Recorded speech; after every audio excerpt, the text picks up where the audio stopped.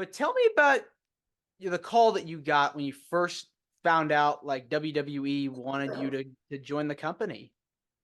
Yeah, I it was like just out of the blue. I was bikini modeling, and they saw me in a catalog, and they called my agent, and they said we really like her look. Is she athletic? So my manager called me, and he was like, "Hey, I have this crazy, like, got this crazy phone call. Like, I don't know if you're ever interested in becoming a wrestler, but they like really like your look, and they want you to try out." And I was like, "Oh my gosh!" Like, yeah, my parents were, like I said, super supportive, and they were like, "Look, just try it. Let's see what happens." And the rest is history. Yeah, I mean ECW. I mean that was huge. I mean, Yeah. I remember watching, your debut, and everybody was wanting to know who's this Kelly girl, who's this Kelly girl, and then from there, you would come out and do your thing, and but you really got into it as the weeks progressed. I mean, they had you out with Mike Knox and then Mhm. doing a bunch of mixed tag matches. I mean, that was Yeah. crazy. I know. I definitely got thrown into it. But it was like I like to say it was a blessing that I started there because I can't imagine getting brought up to like Raw or SmackDown when it's like really like, at least ECW, I got to learn a lot from guys that have been there for a long time.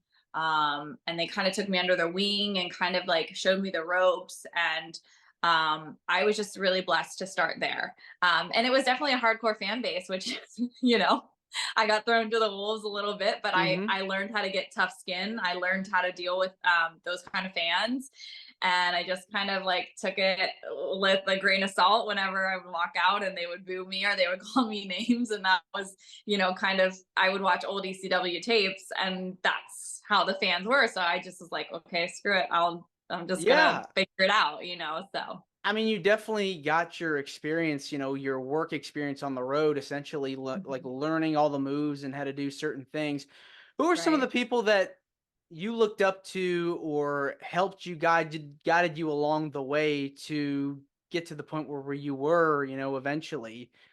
I had so many people in my corner, which was great. Tommy Dreamer was like amazing when we were starting out and putting together matches. He definitely was just such a key role um, in my matches and stuff. And like Andrew was a really big part of kind of taking me under his wing and Mhm. kind of like protecting me in a way. And then girl like Beth Phoenix was amazing. Mickey James. Michelle McCool, Candace Michelle. They all kind of saw me as like the little sister, and they were really like great and helping me because I had no idea. Like I just was kind of like I said, thrown to the wolves. So Yeah. everybody was really great with kind of like helping me out and teaching me the ropes. And Al Snow was a huge one because I went to Ohio Valley Wrestling. So when I wasn't on the road, I was training there, and Al Snow was, training me every day, and he was great.